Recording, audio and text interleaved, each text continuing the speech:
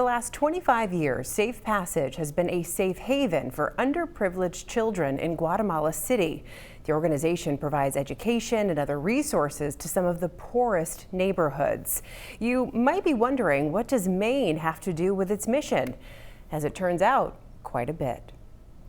Comunidad en la que los estudiantes viven. Tucked in one of the poorest parts of Guatemala City is a school full of children ready to learn. Casi 600 estudiantes. Students here are not only getting an education, but a chance at success, something that 25 years ago wasn't possible. When it started 25 years ago, it was one woman's response to seeing all of these complex problems. The organization, now known as Safe Passage, was founded by Hanley Denning, a woman from Maine and a Bowdoin College graduate who loved to teach. When you met Hanley, it felt like you were the only person that she was really homing in on, and she could see in you your own potential, much like she did with the children. In 1997, Hanley's trip to Guatemala City to learn Spanish quickly turned into a mission for others, after her friend took her to the city dump. A place of filth, danger,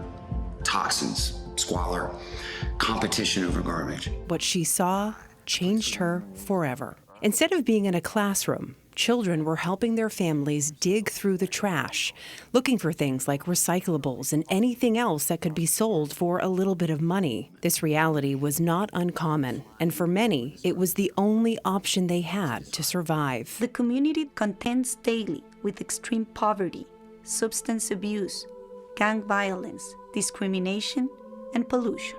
That same week, Hanley sold her car, her laptop, and emptied her savings. The idea for Safe Passage was born, and Hanley began educating children from some of the poorest neighborhoods within Guatemala City. At that time, it was really ensuring that they could get into school and be able to, meet their best potential. I think it was, if we could just get the kids through high school, that would be a huge accomplishment.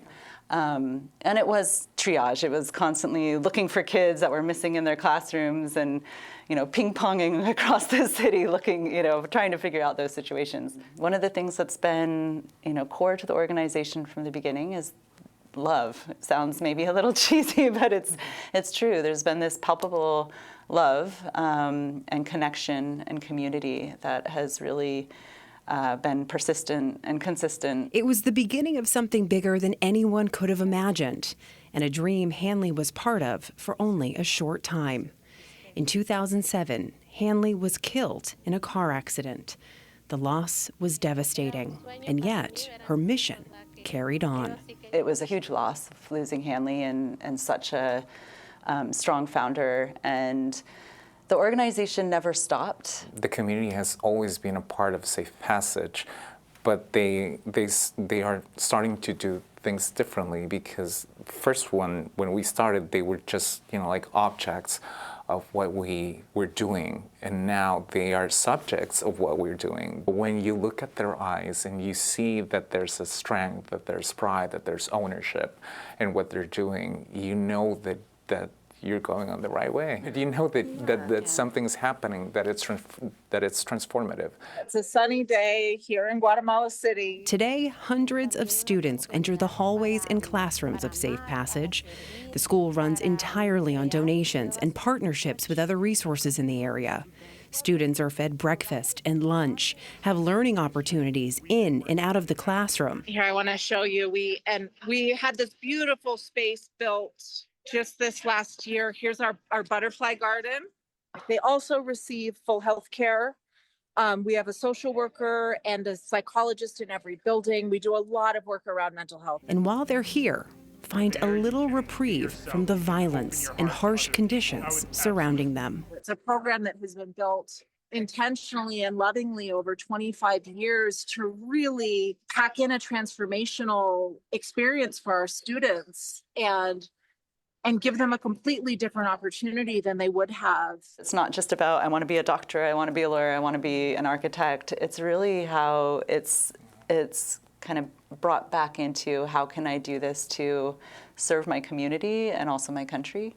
Yeah, probably it's pride, fulfillment, of satisfaction of seeing they are exploding their full potential, and you can be there to witness. Safe Passage, this process brings wildly different opportunities to their kids. Isn't that what every parent wants for their child?